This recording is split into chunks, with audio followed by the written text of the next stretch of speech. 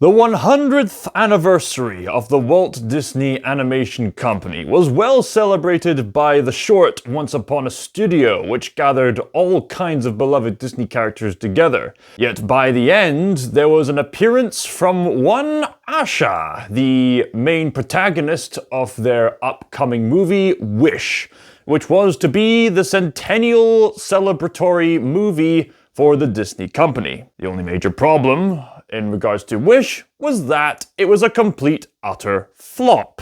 It was stale. It was playing things way too safe and extremely lackluster in creativity, despite all the Easter eggs and references to previous Disney movies, which had far better contributions of creativity. And so, today, in this first episode of ScotsThinker Reconstructs, we're going to take a look at Wish and see what we can fix up. So, let's get fixing. I can fix it! Hello and welcome to ScotsThinker Reconstructs, a new show on this channel which is a different kind of review where we look at different kinds of entertainment that fell short in one way or another and fix it with some constructive advice. In this case, Wish actually had a lot of potential despite being such a stale movie. Let's get the obvious out of the way. When you look at the concept art for this movie, we were robbed! Right away, we are going to scrap basically much of the movie as we see it now and replace it with what conceptually it was meant to be. So, we're replacing the adorable star thing with the Star Boy from the concept work. Have him be the romantic interest of Asha throughout the movie.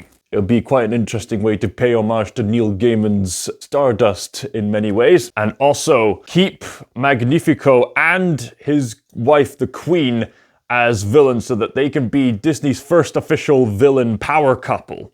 This concept is far more creative in the sense that you can have one couple versus another couple and see how one couple is humble and willing to help others and another couple thrives through fear and manipulation. That would be awesome. Although alternatively, you can keep the star ball thing as a little companion of Starboy just as much as the goat is a companion of Asha. I think that would make sense. Another thing that you would need to fix would be that the goat needs less screen time and more focus on jokes that actually work, that are actually funny. Not just a few chuckles, but actually laugh out loud funny, akin to what we saw with the likes of Genie and Mushu in the past. Speaking of characters, another thing we're going to completely fix are the side characters, because the film has little time to properly develop so many characters. That's a major problem with stories of this caliber, when they try to have too many characters with such little time. So to fix this, we're going to expand the movie so that we spend more meaningful time with these characters, as well as interweave the character development into the redeveloped story, which will go as follows. For starters, we need to fix that introduction because it makes a fundamental mistake when it comes to narrative art. Repeating the premise twice. It starts off with the traditional classic Disney storybook opening, of course paying homage to the likes of Snow White and the likes of that. But then there's a song sequence which literally repeats the exposition that we were already told. So to fix this, we are going to sharpen the storybook introduction to just one sentence. You see, the thing about openings of the storybook kind is that they tend to work best when they hook in an audience with one sentence or two.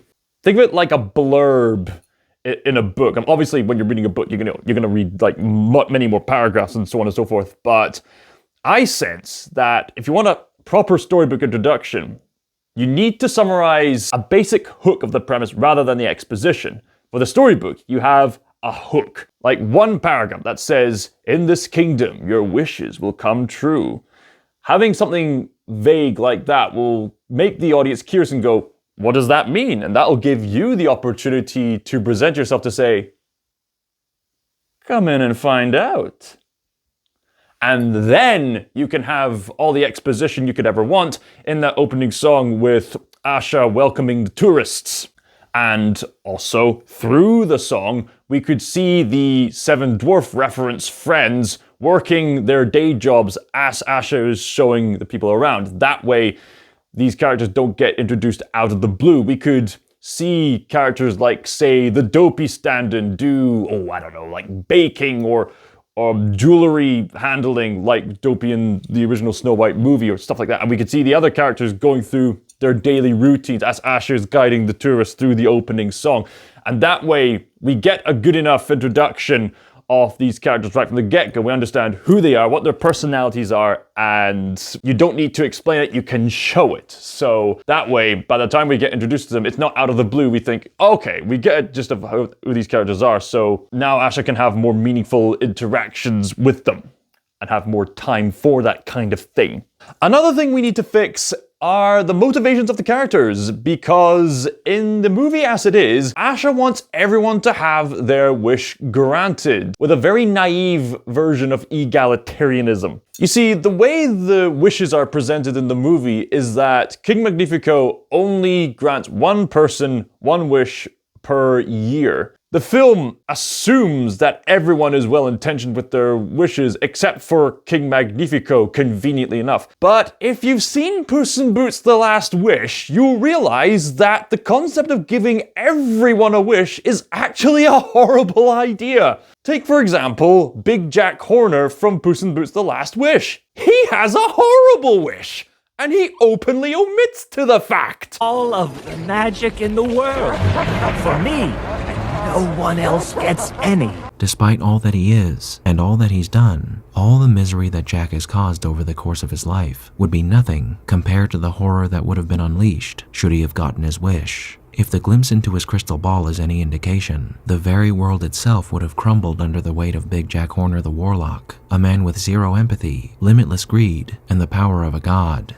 All that stood before him would be turned to his use, or crumble in the wake of his godly powers, and the world as we know it would become the playground for an overgrown child with not a shred of mercy. But also, the other characters in that movie also have wishes to compensate for what they actually need in life. In Puss in Boots: The Last Wish, the concept of the wishing star acts as what all these characters want. Puss in Boots wants more lives. Goldilocks, in the plot twist, wants a proper family. Kitty Softpaws wants to have someone she can trust.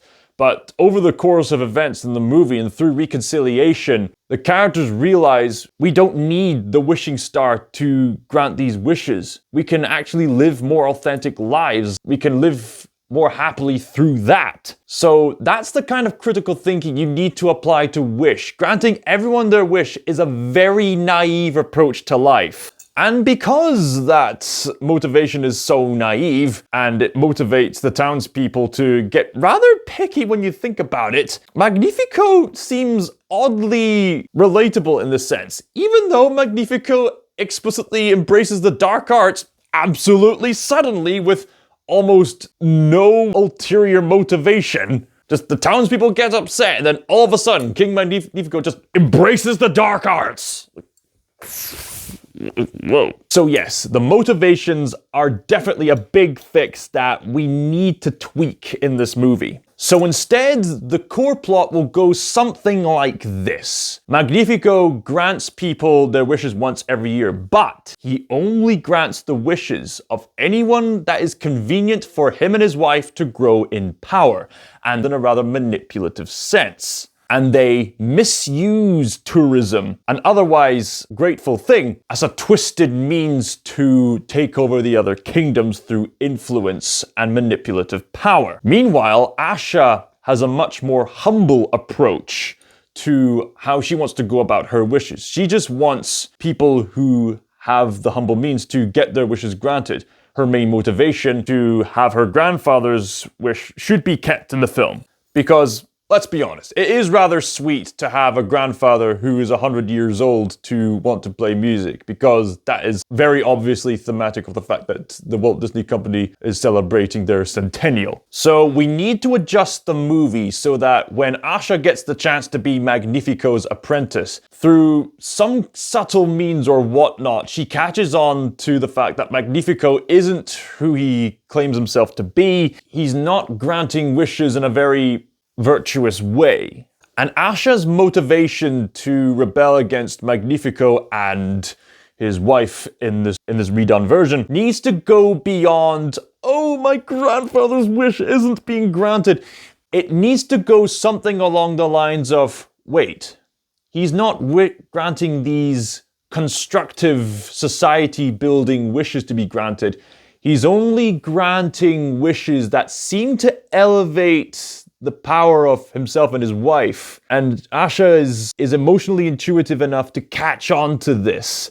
And that is what causes her to rebel, make the wish, and then Starboy comes along. And yes, Disney, people out there still like romances. I mean, seriously, there is an entire YouTube channel out there just purely dedicated to fan-made animations of Starboy and Asha. And the animation style looks better than the movie that we got. Yes, that's another major fix we're going to make. We're going to increase the budget for this film. Yes, Disney has enough money to do that kind of thing, to improve the quality of the animation style. Yes, the watercolor visuals do have their appeal, but we need to clean up the animation style so that it's a lot more satisfying to look at. We need to make the characters a bit less rubbery in certain parts and a bit more dynamic with certain parts. That'll make the animation a lot more convincing. Another thing we need to fix is the exact representation of culture in this movie.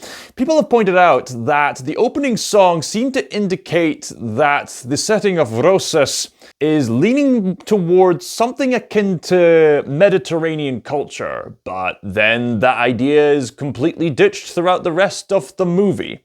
It's not that there's anything particularly wrong with the traditional Americanized musical input in and of itself. It's just that it would be nice to keep a consistent theme of some kind throughout the film. So, with all these tweaks in place, the newly revised version of Wish will go something like this. Open with a basic paragraph. In this kingdom, your wishes can be granted. What does that mean? Come in and find out. We get introduced to Asha. We should probably tune down her adorable traits. I know it's meant to be endearing, but it's a bit overplayed in this movie. It needs to be toned down a wee bit. So she introduces the tourists to the kingdom of Rosas and the exact nature of the wish granting. And we find out that Magnifico and his wife Asha is guiding the people through the kingdom of Rosas. We see her friends going about their day jobs as she's singing away. We learn that King Magnifico and his wife are a sorceress couple who have the power to grant wishes. Then we go through the motions of her meeting up with her friends and then her meeting up with these other people. We're also going to tweak some of the songs so that they make more sense within the context and that their original meaning is not cheapened. So Asha finds out that Magnifico and his wife have sinister motives in the way that they grant their wishes. They're very people-pleasing, but they're using the wishes to increase their power, not to actually grant the wishes that would benefit the kingdom, and that's what causes her rebellion. She makes the wish, and then Starboy comes in with his own star buddy. She's making the wish with her goat friend, and then Starboy and the Starfellow comes down, and miraculous magical shenanigans happen. The Starfall thing grants the goat to talk, but we're going to tone down the goat's comic relief a wee bit, but so that he's actually funny. Musical sequence, and then shenanigans happen with like sneaking the castle and whatnot, and interactions with the kingdom and character development, more meaningful character development this time. We develop the relationship between Asha and the Starboy to the point where they begin to fall in love with each other, followed by the song At All Costs. In its original context, you should really listen to the original version of At All Costs. It's...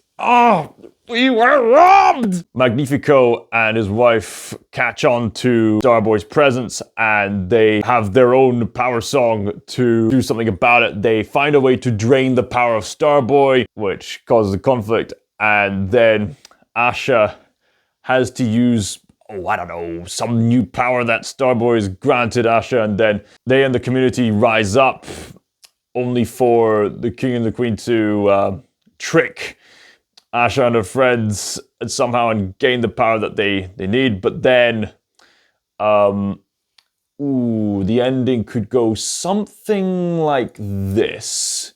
Asha manages to free Starboy, and Starboy sacrifices himself to stop King Magnifico and the Queen, and maybe they could get their children, like a prince and princess, to step up to the challenge of being king and queen or something like that. That will need a bit of research to put into, but needless to say, this revised version of the plot should resemble what is ideally what Wish should have been. So, if you have any notes on how Wish can be reconstructed, let me know down in the comments below. And if you like the idea of this new series, let me know down in the comments below, and look forward to more pieces of entertainment to reconstruct. In the meantime, ScotsThinker signing out.